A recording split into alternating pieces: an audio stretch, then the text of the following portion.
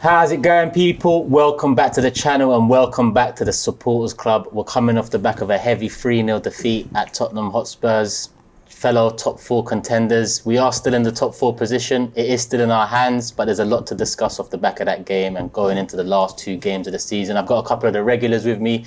To my right, Gooner Lee, first time on Supporters Club. What are you saying, bro? Yeah, it's not the best time for me to make my debut on this show, but yeah, we're gonna head to chop it up, man. Yeah, and to be honest, I planned this show before the North London derby. I was actually hoping for a more vibrant show, a show filled with smiles, but it is what it is. Lee judges. Yeah, first time I've been on for a little while. Like, I always like coming on here, but yeah, today it's been a. Do you know when sometimes you come in here and it's easy, isn't it? Like today's been hard work. You know what I mean? Like it's been difficult. I ain't slept yet, so disappointed after yesterday. Just the way it all transpired, but yeah. Yeah, I know what you mean. I didn't fall asleep till about 4:30 in the morning. I can't even say why. It's just the next 2 games are so big. Sheroy, welcome back. You know, somewhat of a regular on Supporters Club now. Yeah, man. And to be honest, all the other Supporters Clubs I've done have been pretty optimistic, filled with hope. And I'm not saying that's been extinguished now, but it's very, very difficult to recover from what happened last night that quickly. I'm still feeling the effects of it. Lee hasn't slept. I haven't eaten. I just can't. That Newcastle game can't come soon enough now. I want us to right that wrong very quickly.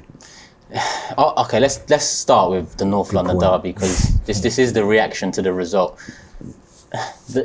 A lot of the fans are putting the blame on the referee, and the referee had a massive impact on that game. Some are saying Tomiyasu should have started on the other side to nullify the threat of Son.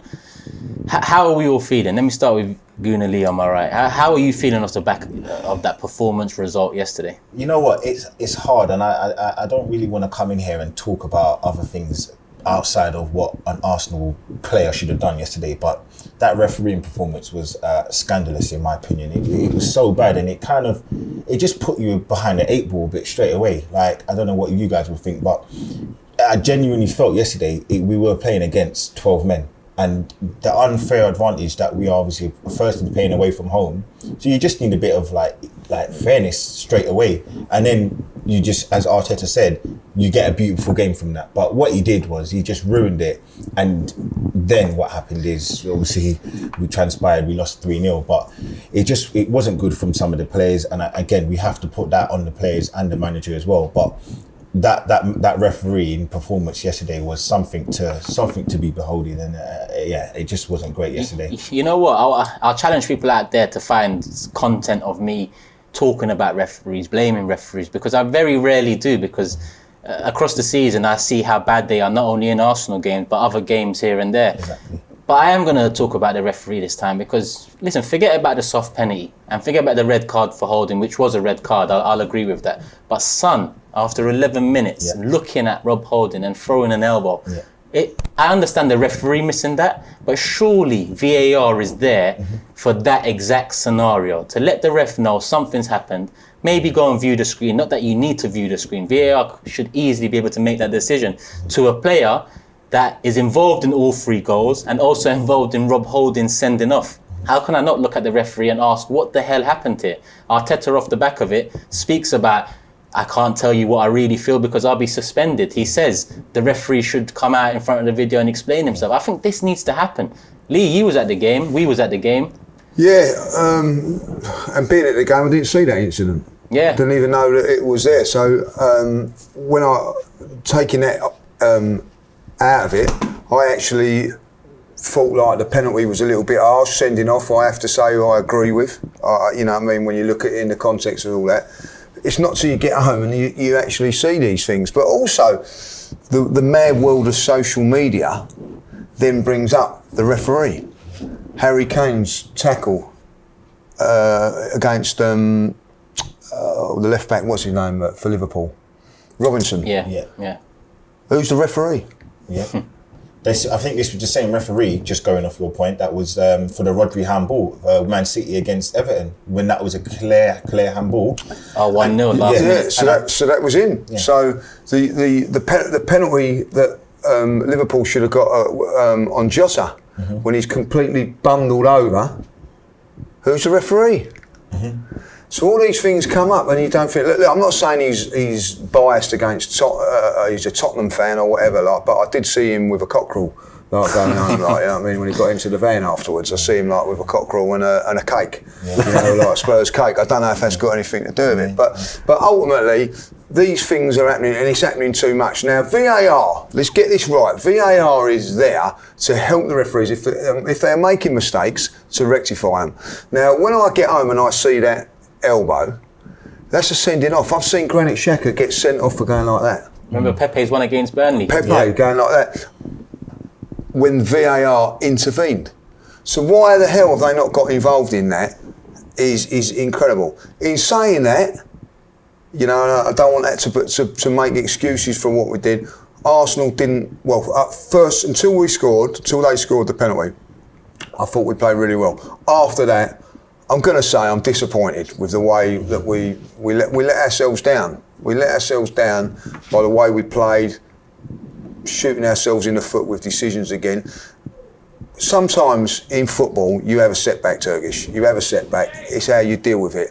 And we didn't deal with it very, very well. And for me, that's a worry, you know, because we might have a setback at Newcastle, but my God, we've got to deal with it because we ain't got no choice.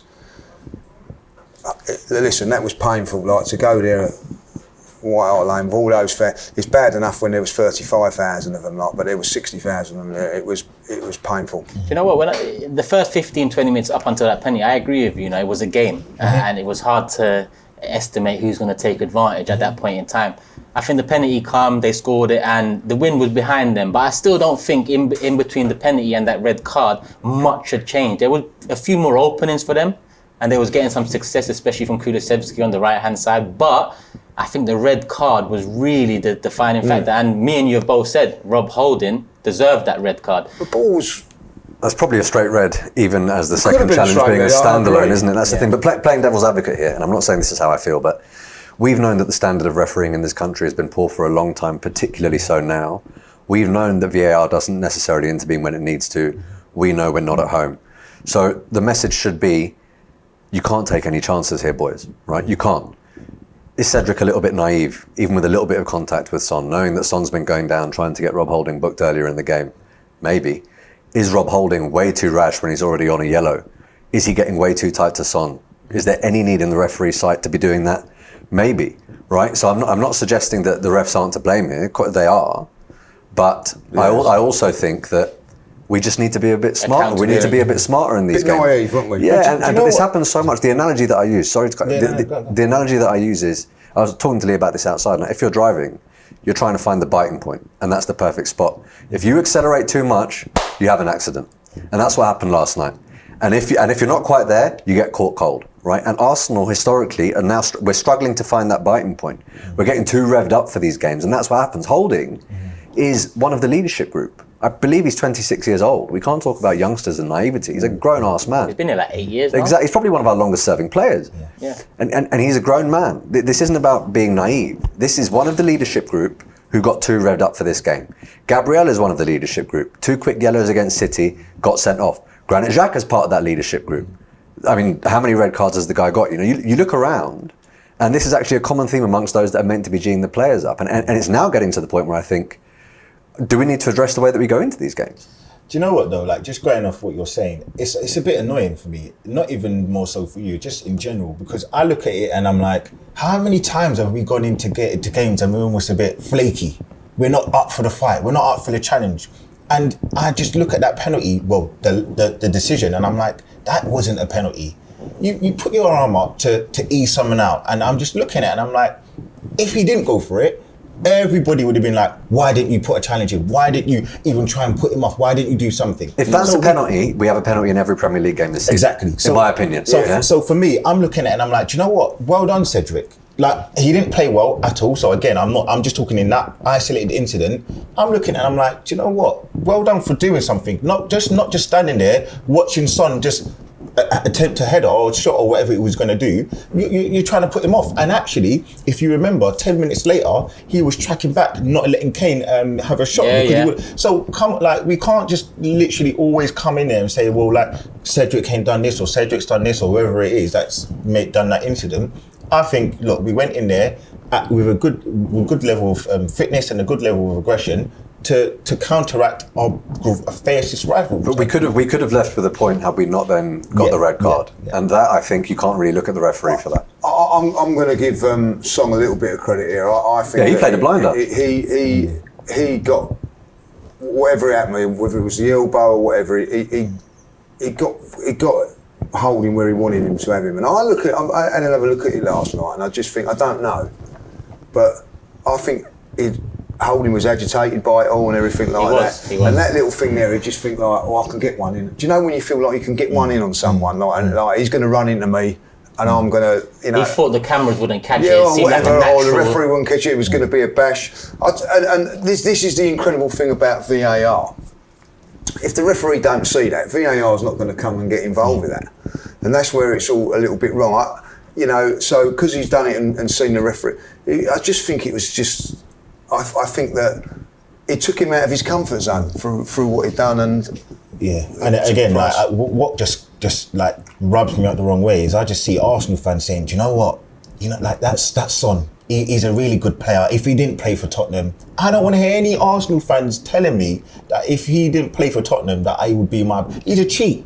He's a cheat, and he's play acting for me. I don't want to see all this because he's very good at it. It just winds me up. I'm like, what are we doing here? Like, what this is a rival. Like, and for me, I don't want to hear all of this stuff about him being a good player or him being this or being that because he plays for Tottenham. No, we're not doing that. Like, he's cheating. He always does this kind of nonsense, and he needs to be called out for it. Lee, it's a great point because when he goes down for it, he's rolling around in his face. When you have a look at the Holding one, Holding doesn't do that. Holding should be doing the same rolling around, making it look, but he makes it look 10 times worse. But you know why these players get away with it? Reputation. It comes back down to referees. Yeah. Because I said Pepe, it wasn't Burnley, it was Leeds. And I'm going to use that one as an example, yeah? Pepe went up to Alioski and he slowly leaned towards him. That was deemed a headbutt by VAR, a headbutt. That was not a headbutt. He got a red card for that. The reality is they both should have got yellows. That's it. Because Alioski dived. And the more VAR sides someone who's overreacting to the minimal contact, the more these players are going to look at that and say, hold on. Because when Son elbowed Holding, I pretty much guarantee if Holding rolled around, held his face, they would have had to go VAR. But what does Holding do? He dashes him and he walks away smiling. Yeah. Holding there is like, you know what, I'm going to be a man's man here, so to speak. But sadly, now, in this VAR world, if you've mastered the dark arts, you leave with the 3 points. Yeah. And we can sit here and piss and moan about what Son did, but all of those Spurs fans went home happy last night. We didn't. And sadly, that is the way the game has gone now, right? I don't like it, but you have to adapt to your surroundings at points, and we haven't quite mastered the dark arts in the way that these other teams have, and it cost us last night. Because we've liked him when Laka here and there does similar in terms of getting his body in front to win a penalty. The dark arts is part of the game, but what the referees have done is, push They've accentuated it. Exactly. There was a time in football when I played that it was like, don't show you've been hurt. Don't show that. Don't show it's a sign of weakness. Exactly. So so if someone actually elbowed you, you go, well, I ain't showing it, it's hurt and everything like that. And, I'll get you back and all that. But football's changed now, where you can't get somebody back now, and if you do get somebody back, he's going to go rolling over and all that. And the example of it is the game has changed, and we've got to wise up to it. Yeah. So when you get an elbow like Holding did there, and it's all great being, I'm the man and all that, but what happens? Correct. Holding's on sitting in the showers. Correct. You know what I mean? Go down, hold your face, do those things, because at the end of the day, if he would have done that, well, what's he rolling around for? You're actually putting a big black line across it. I've been elbowed. Yeah. Right. Look at it. You put a target on that situation. You put a target on that situation. Look at it now. So Holding was too honest. So when the VAR look at it, they've got to, hold on a minute, he's rolling around here. Oh, yes, copped him. I've got to do something about it. Because he's not done anything, I can let that go. But then when you've got someone going down 10 minutes later, you can't say, well, because he didn't roll around. You've got to do that. And I think that's something that Arsenal have got to pick up. They've done it a little bit this season, but not enough. Yeah. I mean, going into half-time 2-0 down, 10 men, and then starting the second half with Tottenham scoring, it looked like it could have been much worse than 3-0. And in that second half, we did create a few openings where I think especially one with Odegaard, he hit the ball well, but Lloris made the save. where with 10 men away at Spurs, I can't really analyse that game from the moment Holding got sent off till the end. His game was gone. Do you know what I mean? 2-0, the game was gone, and I think Eddie had a shot in the first half Yeah, to go. tipped over. But at the end of the day, listen, from my point of view, I don't know how you guys felt, that if we'd have scored, I think they'd have stepped it up a little bit more. We're down to 10 men. I mean, they took Son and Kulusevski off with 20 minutes to go or whatever, right? Exactly. I'm going to probably sound like a madman, but do you know what? I look at that performance yesterday, and I'm not angry at the result. I'm angry at the results. So I'm not angry at the performance. I don't feel players down tools, which has been labelled at a lot of players and teams from Arsene Wenger moving forward. I really do look at that performance and I'm like, do you know what? I saw Odegaard keep going. I saw Nketiah keep running. I saw Martinelli. He didn't have a great game, but he kept going. I saw Saka keep going. He was playing centre mid. I saw, even as much as it probably pains me, Xhaka kept going. So for me, I'm not looking at it and saying, the players probably look as bad as the result was for me, and we'll obviously get into it. I'm a little bit more optimistic moving forward, but it was a bad game, it was a bad result, and we just put a button in it. So just on that, when I was looking at Palace and Brighton, for example, I was a lot more concerned than I am now, because there the football was bad throughout from us. But if I look at the way we started yesterday, Arteta said, I want us to go there. I want us to visualise tonight being our night. I want us to play our game. There was a lot of chat on the watch along about how we should approach that. What did we do as soon as we started? We pressed them aggressively, forced them into errors. They were panicking. They couldn't get the ball out of their half for large periods of that game. We literally exerted our philosophy on them. And that's why I'm not too worried, because if this was a game where we looked off it from the word go, I'd have no reason to believe that's going to be any different for Newcastle. But whilst that game was 11 against 11, or 11 against 12 if you want to count the ref, however you want to look at it, we look good. We look good. Yeah, I agree. I don't. Listen, we're hurting because it's Spurs, aren't we? At the end of it. But if you break it all down, we've made some good points there. So there were some positives to take away from those negatives. I think if we go in there and play exactly the same way against Newcastle, don't do nothing silly. We'd be okay. And you hope that we wouldn't do anything silly, because it's not going to be the same cauldron that was. That's a North London derby, first one with fans, their stadium. I mean, it's a completely different atmosphere. The only concern for me now is, I don't know how bad Gabriel's injury was. That's a big one. I don't know how fit White is. I think we may have kept him off the pitch protectively. But I think if Gabriel's out, you're looking at White, Tomiyasu, and then Cedric and Tavares maybe. Maybe that's it. Well, that is fine.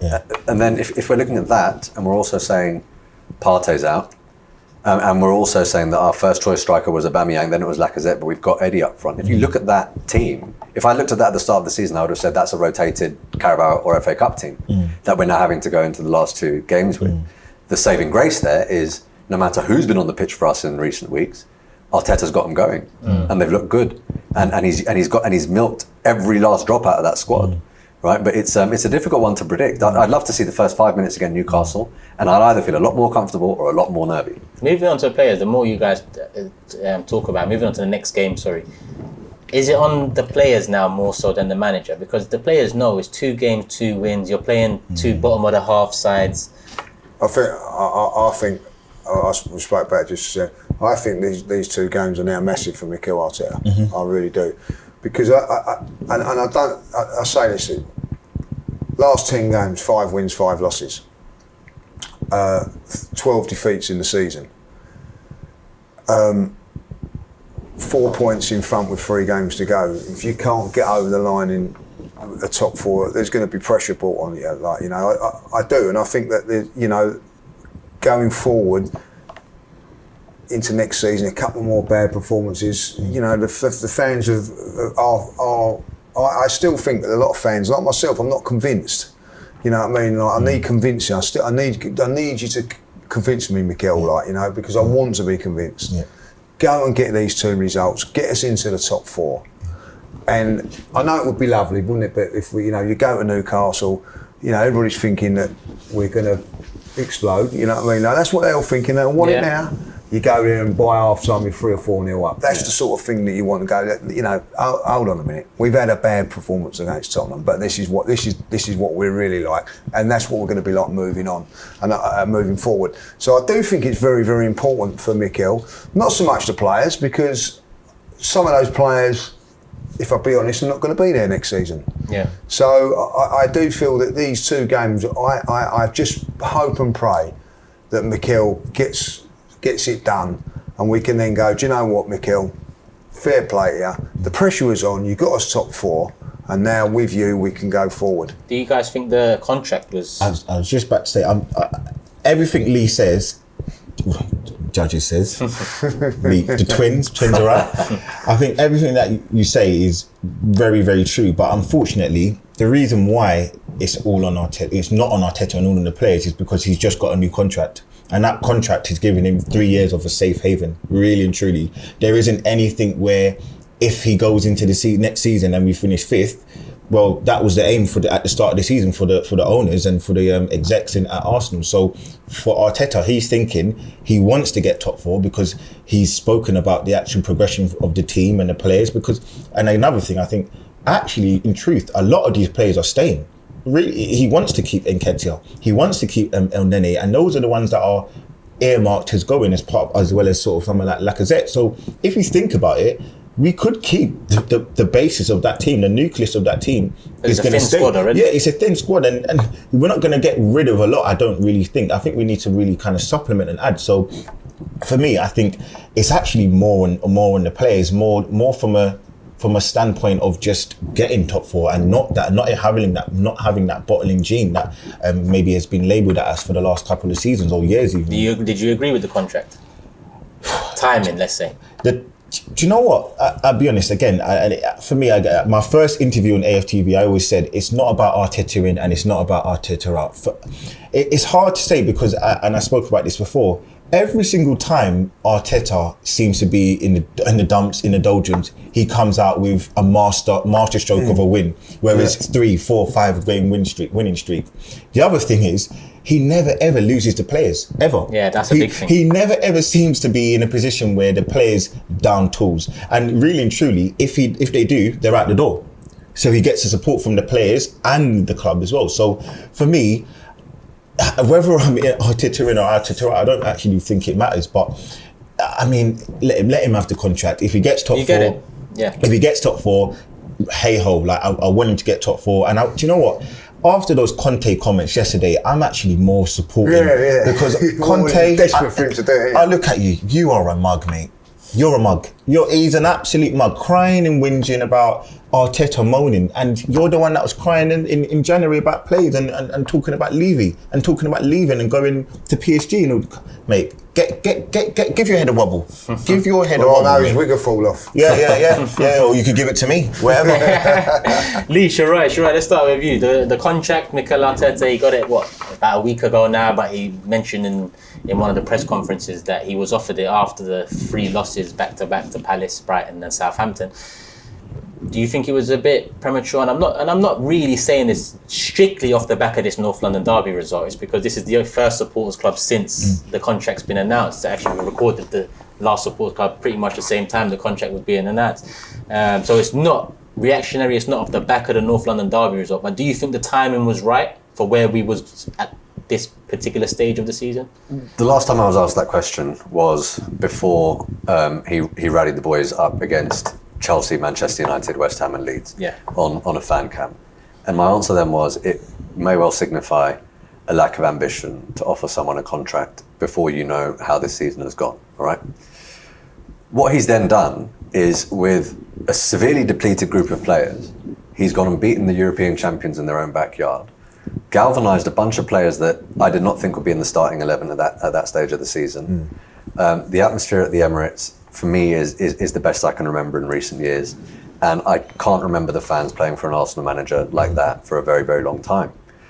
So it depends on what you're looking at in terms of, in a professional environment, it would be your KPIs, right? Your key performance indicators. And if those are the KPIs, he should get the new contract. If the KPI from the beginning, which we'll never know because the board won't be as candid about this as we'd like, if it was you need to get us back in the Champions League, well, Villa then you actually should have said waited. top 6 was the top 6. And top 6, look, I mean, it's obviously not where Arsenal Football Club wants to be, but looking at the last 2 seasons, it's an improvement. I mean, fine. And I'll hold my hands up. I did not think we'd ever get top 4 this season. I didn't think we'd be where we are now. I thought top 6 was the absolute ceiling for this team. So I'd be Captain Hindsight if I said, now that you're not getting top 4, you should be out. I personally highly rate the guy, and I know it's subjective, and I know that not everyone will agree, but I highly rate the guy. And what you just said, Arteta said, we just lost 3 games. I was down in the dumps, and they gave me a new contract. That shows how much faith my boss has in me, right? Yeah. And you want the guy at the helm to feel like he's being backed and to feel like people see what he has, particularly that early in his career. I know if I was in my office and if I had a bad few cases, my boss said, all right, cool, but by the way, I want to give you a little pay rise because this is what I have seen you doing. What would that do? I'd want to be even better. I'd want to repay the faith shown in me.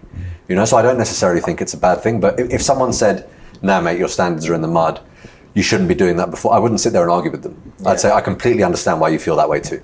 Right? Yeah, so off the back of that contract, Vinay mentioned he's ahead of schedule because the target was European football, and that means Europa League as well. But he's behind schedule, and I believe he needed to add that. He's behind schedule to where Arsenal should be. Now, that could just be a sentence for PR. It could be a sentence for someone like me to be like, that's what I want to hear, because I don't see top 6 being ahead of schedule, even though I understand, obviously, you finished 8th twice. It's a step up, but it also doesn't indicate that step up will lead to further steps up. It could very much be a step down from qualifying for Europa League, and then the impact of Thursday night football next season and so on. So Lee, do you think it was the right time to give the contract? Do you know what? Look, listen, before the season started, when someone said to me, what do you expect and what do you feel? I said 5th. And I said, why is that? And I said, because we've got no Europe. And I think, like, you know, and that's what I was aiming for. I think the board have probably said to him, look, we've got to get back into Europa League. I don't think they ever turned around and said, you've got to have something here. So I do think that we got into Europa League football, there's your contract, whatever. I also think it was maybe a little bit clever to say, right, the pressure's off a little bit on you, Mikel, like with these pressure games coming up now, like you know, and the players know the pressure's off a little bit, like, you know, because you've given a new contract and whatever. So I don't necessarily see it as a bad thing. I don't, like, you know, what it is with Mikel, and I think made some great points there. Like, there's some really good things I like. What Mikel does is really, like, you know, yesterday I could see him. I'm a little bit pissed off with him because we've lost against Spurs at 3-0, but he's can't wait for Monday. You know, I mean, I thought that was quite good what he's come out and say. Like, whether you agree with what he said about the referee and all that, like, you know, I don't care about that, like, you know, does he moan and all that, like, give me a manager that's never moaned, right? So I don't say that, but he has come out and said some good stuff and some powerful stuff. There's as well. no time for licking our wounds at this moment. Yeah, We've got 3 days and then we can't be feeling sorry for ourselves, and that's a message. Do you know what? Not just to appease the cameraman. That's to get to us. That's to get to us, to tell us we've got to be ready for Monday, like, you know. And I actually genuinely thought, and that's why I'm confident about Monday. And I think if you can generate that to the players as well. So I feel with the contract, it's not a bad thing. Yeah, we can't dwell on it. You were going to say something. Yeah, I mean, on that, Conte's criticism was, over the last 6 months, Arteta's just starting out. Since I've been here, he's complained a lot. If you look at that Arteta interview in isolation, and you don't know how long he's been in the job, it immediately reminds you of people like Pep, people like Mourinho, people like Klopp. These are world elite managers. These are some of the best managers I've seen in my lifetime. Now, the fact that Arteta hasn't been here for very long, would you rather the guy at the helm of Arsenal Football Club played his position and was yes sir, no sir, 3 bags full sir, or would you rather he goes on like a big manager? I'd rather the latter. Yeah. I wouldn't rather have a deferential manager who doesn't think he ought to be in it with the big boys and can't speak the way he ought to speak. He carries himself with a lot of dignity and says, I'm not going to lie to you. And he's not stupid enough to get himself sent off, but he still gets his message across. 100%. That's a great point. And also with Mikel, like, you know, when you look at the things that he said and all that, there are times when I think we've had a couple of real dodgy decisions. Yeah. And he's never come out and criticised the referee. Yeah, He's never moaned and said, look, you know, the referee's made that decision, we have to go along with it. He said that and I've actually been standing and seeing and going, call it out, Mikel. Yeah. He's called it out in a very, very clever way, in my opinion. I think even like maybe to put a button on it, I think the most important thing that we have to kind of remember nowadays is contracts actually mean nothing nowadays. Yeah, exactly. Contracts for players mean nothing, especially for managers, because they're easily disposable. You just rip it up, you pay them off your bob. Thank you for what you've done. And I think that's kind of where you could probably leave it. Like, Arteta's only got a three-year contract. If they really believed in him, I think they would give him a 5-year contract. If they really believed in him, in my opinion. So I think they've said, you know what, you've done a good job so far. Let's see what the next kind of 2 years are going to show. It's a great point because, you know, when you look at contracts, I know like Forest Green, it ain't the same thing with the Watford thing. He's got a contract. He's now at Watford. Yeah, he's gone. So he's gone. Lee's right. You know what I mean? I don't think we should go too on board about the contract because that's a great point. Because on the flip side, you could see how happy he was with the contract. You could see how much it meant to him that the club gave the contract after the losses. You can see the confidence it instilled in him. So at the same time, if we get over the line in top 4, we might look back at that contract and talk about it very differently. Maybe he gave the confidence to Arteta that he's believed in. It could be a stroke of genius. It could be. Exactly. Let's bloody hope so. Yeah. So let's hope Monday night comes and goes and we're still in the top 4 position. Obviously, Tottenham plays Sunday midday against Burnley at home. Relegation threatened Burnley. I'm hoping Burnley pulls something out the bag there. But even a point for Tottenham puts them above us on goal difference, and that goal difference is too wide a margin to narrow down in the last 2 games. So we've got to do it by points, lads. I want to ask, are we confident? I don't think any Arsenal fan is confident moving into Monday night. But should we be more confident moving into Monday night? It is Newcastle. It is, their season's pretty much... Who wants to go first? I don't mind going first. I don't mind going first. There was a lot made yesterday on this watch along with the fact that when Arsenal this season have lost a game, it's very rarely been 1. It's been 1, 2 and 3. The way we started the season, I think it was then United and Everton. Then we got hit, Palace, Brighton, Southampton, we've lost in clusters. But I'd rather focus on lost to Liverpool, immediately reacted with the Villa result. Yeah. And one thing I have seen from this group of players is they quite literally, the way that they play for the badge is so incredible that I think they'll be hurting so much. I'm actually, I was going to say quietly confident, but I'm not quiet because I'm vocalising it. I am confident about the way we turn up against Newcastle. I think we're going to turn up. I think we're going to be 11 out of 10 energy levels. And I think because of what just happened, the players will have the red card and the penalty in their mind and they won't do anything stupid. If you asked me at the beginning of the season, would you take occupying 4th by a point with Newcastle and Everton as your last 2 games? I would have said, yeah, definitely. And in my fan cam, I said the way that I think Arteta ought to approach this is take the sting out of it a little bit and say, boys, you've done United this year. You've done Tottenham this year. You've done Chelsea this year. You want Champions League? All of that stuff you worked for? You want to do right by these fans? You're better than Newcastle. You're better than Everton. You know you are. The table says you are. Over to you. Yeah. Over to you. Do you think that, you go, do you think the Tottenham result on Sunday has any impact on Monday? In terms of the players? Again, pure speculation, but I actually think we will be better on Monday than we would have been had we won or drawn last night. I think because we lost last night. Oh, the Tottenham result against Burnley. Yeah, the Burnley one. Yeah. Because for example, a few weeks ago, Tottenham went and lost to Brighton. Then we went and lost to Southampton on the same day. A point to take advantage. Now, if Tottenham win on Sunday, that puts them top 4. If they draw on Sunday, that puts them top 4. Do you think that is something needed for us to go into Monday? You know. So I completely misunderstood. I thought you were talking about the Tottenham result last night. No, I think either galvanises the team. If Tottenham drop points, we'll go wonderful. Look, they celebrated the way they beat us, and now we're going to go put them to bed. Yeah. If they win, we'll say we're not letting them get away with this. Not the way they just did us there. I think either way these boys are going to be G'd up, and so is the fan base. But I very rarely look forward to Mondays. I love my weekends. Yeah. I am now waiting for a Monday for the first time in a long time. Do you know the one thing I think Arsenal have got to do this, and the players. You know, it's for me. This is seriously one thing. The players coming over, thanking the player, clapping us all, giving us shirts and all that. Like, you know, that's all great and football and everything like. They need to put the wrong. Yeah, they need to right the wrong. Yeah.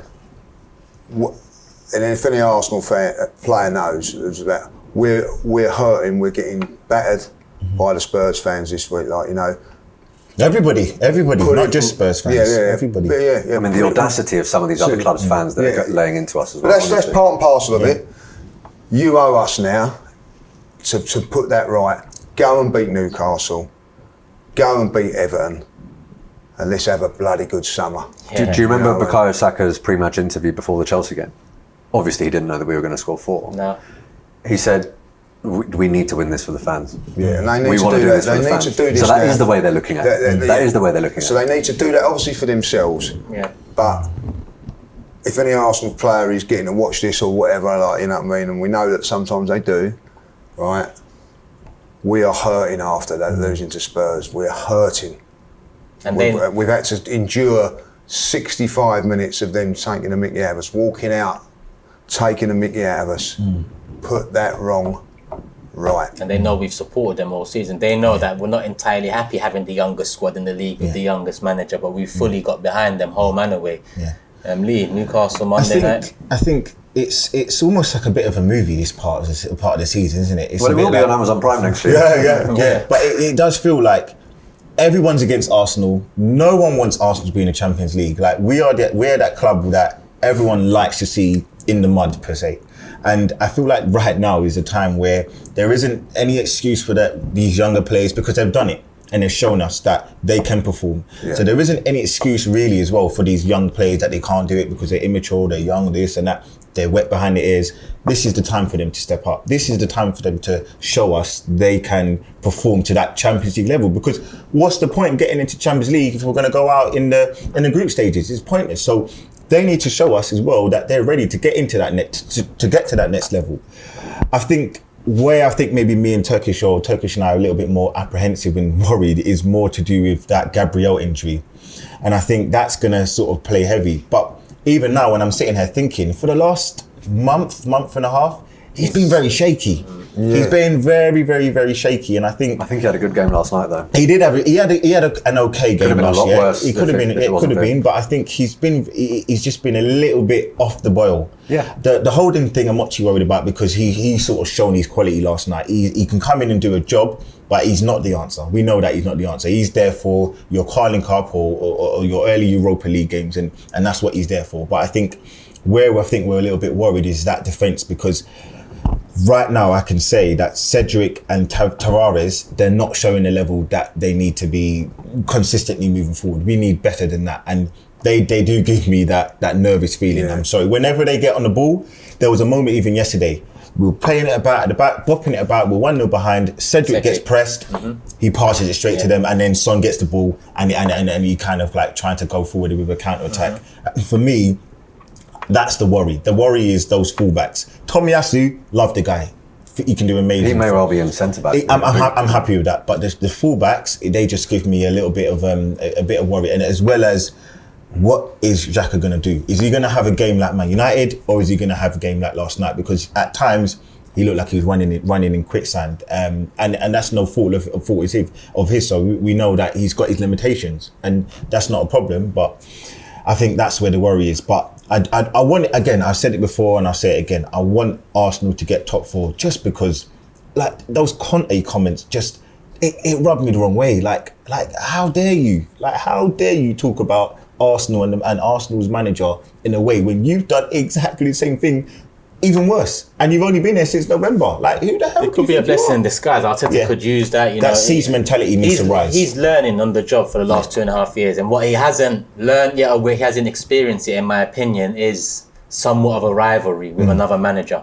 And he's got one now. Conte's words after the match yesterday, I think that it would rile me up as the opposition manager. It would rile me up if I'm going into Newcastle. And like we've all mentioned, Arteta's comments about maybe that's why he did it then. Yeah. To rile him up. Yeah. Potentially, but it could be a blessing for us. Exactly. You know, it's got to be a siege mentality now. Sometimes you can be over a thing like, I've got to beat him. We got to win this now. Yeah, you make poor decisions when you're a bit too emotional as well. I mean, it could go either way. Exactly. Yeah, so I think they'd probably try to get into his head there. If you want my honest opinion, I think Mikel's pretty shrewd enough not to worry about that. He's not going to suddenly change his tactical approach to Newcastle because of what Antonio There's not much The he can do with thing the that worries injuries me anyway. about Newcastle, if I have any worry about Newcastle, is the worry for me is we can't keep a clean sheet at the moment. Yeah. It's certainly not with that makeshift back four. I mean, it's going to be a real problem. Well, we're not going to keep a clean sheet there. Isn't your first choice left back? Yeah, to win that game, I think it's got to be nil something. You know what I mean? But that's my big worry. Max 1 goal for Newcastle. I'm still confident we can get a couple there, but We will see. We'll do another one of these next week after the Newcastle game, before the Everton game. Hopefully a few more smiles on our faces off the back of not only the Newcastle result, but hopefully Burnley can do something. Thank you to lead judges Sheroy and Gooner Lee. My pleasure. Yeah, good. What I'll do is I'll put channel links and or social accounts in the description below, people. So make sure you show some love to the guests. Hit the like button on your way out. Let us know your thoughts in the comment section below. And love for the love as always, people. Peace. We're out. Yeah. Shop for AFTV merch at shop.aftv.co.uk. Subscribe to us on YouTube. Follow us on Instagram, Facebook, Twitter, TikTok, Snapchat, and Twitch. We've got content for every platform, so check it out.